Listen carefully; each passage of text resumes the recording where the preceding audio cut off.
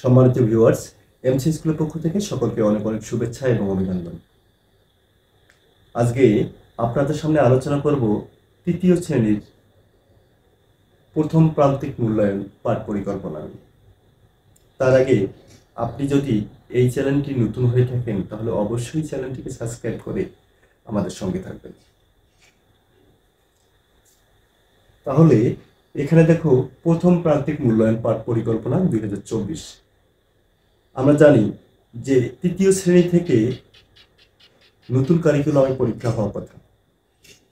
যেহেতু নতুন কারিকুলাম পরীক্ষা হবে, কত মার্কের পরীক্ষা হবে এটা আমরা জানি না। এটা 100 মার্কের হতে পারে, 100 মার্কের কমও হতে পারে।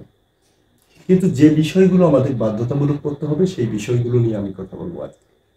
তার আগে আমাদের জানতে হবে, যেহেতু প্রথম প্রান্তিক পরীক্ষা মে মাসের 15 তারিখের মধ্যে অনুষ্ঠিত হবে, সুতরাং আমাদের কথা থেকে আনন্দের দিন পর্যন্ত যে অনুচ্ছেদগুলো আছে এই অনুচ্ছেদগুলো, পাঠ্যবইয়ের অনুচ্ছেদ এবং কবিতাগুলো ভালো করে পড়তে হবে।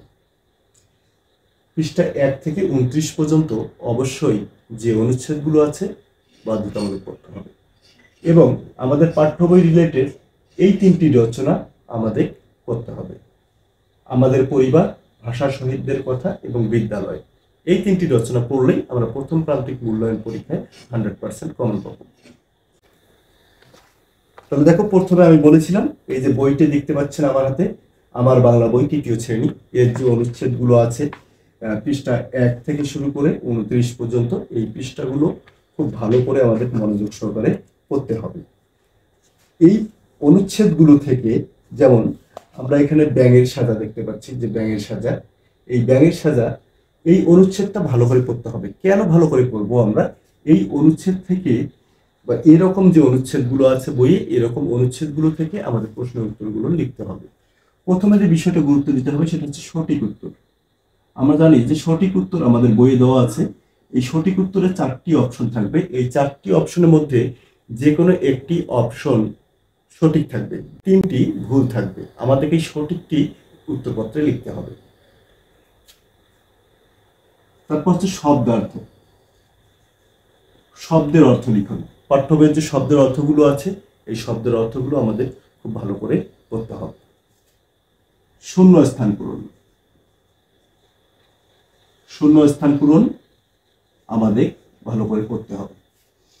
তারপর হচ্ছে প্রশ্নের উত্তর লিখন, প্রশ্নের উত্তর লিখন। অবশ্যই এই প্রশ্নের উত্তর লিখন, এই প্রশ্নের উত্তর লিখো, এই অংশটুকু অবশ্যই অনুচ্ছেদ থেকে প্রশ্নের উত্তরগুলো লিখতে হবে এবং প্রশ্নগুলো অনুচ্ছেদ থেকে আমাদের থাকবে। তারপর যে বিষয়টার প্রতি গুরুত্ব দিতে হবে আমাদেরকে সেটা হচ্ছে যুক্তবর্ণ। যুক্তবর্ণ আমাদের ভেঙে লিখতে হবে এবং যুক্তবর্ণ ভেঙে আমাদের একটি করে শব্দ লিখতে হবে এবং একটি শব্দ থেকে আমাদের যে কাজটি করতে হবে সেটা হচ্ছে একটি করে বাক্য তৈরি করতে হবে। আমরা উদাহরণস্বরূপ বলতে পারি যে এই যুক্তবর্ণটা যদি আমরা ভেঙে লিখি তাহলে এখানে ক হর্ষন্ত যোগ ত, আমরা এভাবে ভেঙে লিখলাম। লেখার পর এই ক এবং ত দিয়ে আমাদের একটি বাক্য লিখতে হবে, যে বাক্যটাই কয়তো যুক্তবর্ণ অনুসারে থাকবে। আমি লিখলাম এখানে রক্ত। এই রক্ত লেখার পর এই রক্ত দিয়ে এমন একটি বাক্য রচনা করতে হবে যেন আমাদের ওই বাক্য রচনায় রক্ত কথাটা উল্লেখ থাকে। এটা হচ্ছে আমাদের যুক্তবর্ণ। হচ্ছে পাঠ্য বইয়ের যে বিপরীত শব্দগুলো আছে এই বিপরীত শব্দগুলো আমাদের ভালো করে পড়তে হবে। এবং পাঠ্য বইয়ে দেখবে যে পাঠে আমাদের বিরাম চিহ্ন আছে, বিরাম চিহ্ন, বিরাম চিহ্ন।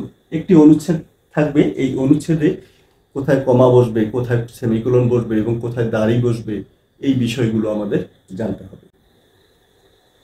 এরপর থাকবে হচ্ছে ফর্ম পূরণ। ফর্ম পূরণ, ফর্ম পূরণ হচ্ছে আমাদের একটি ফর্ম দেওয়া থাকবে। এই ফর্মে উপরে কিছু তথ্য দেওয়া থাকতে পারে, এরকম একটি ফর্ম দেওয়া থাকবে আমাদের, এরকম একটি ফর্ম দেওয়া থাকবে। এই ফর্মে নাম, ঠিকানা থেকে শুরু করে এটা বিদ্যালয় ভর্তি ফর্ম হতে পারে বা কোনো কিছু আবেদন ফর্ম হতে পারে। এই ফর্মগুলো আমাদের কি করতে হবে? ফিল আপ করতে হবে। এখানে যদি কোনো উপরে যদি কোনো তথ্য দেওয়া থাকে সেই তথ্যের আলোকে আমাদের ফর্মটা পূরণ করতে হবে। আবেদনপত্র নতুবা চিঠি, তাহলে আবেদনপত্র বা চিঠি যে কোনো একটি আমাদের লিখতে হবে। এর জন্য আবেদনপত্র এবং চিঠি দুটোই আমাদের পড়তে হবে। এবং সর্বশেষ আমরা রচনা করব আমাদের পরিবার, ভাষা শহীদদের কথা এবং বিদ্যালয়। তাহলে এই বিষয়গুলো পড়লেই আমরা তৃতীয় শ্রেণীর যে প্রথম প্রান্তিক মূল্যায়ন পরীক্ষা হবে সেখানে অবশ্যই ভালো ফলাফল করব।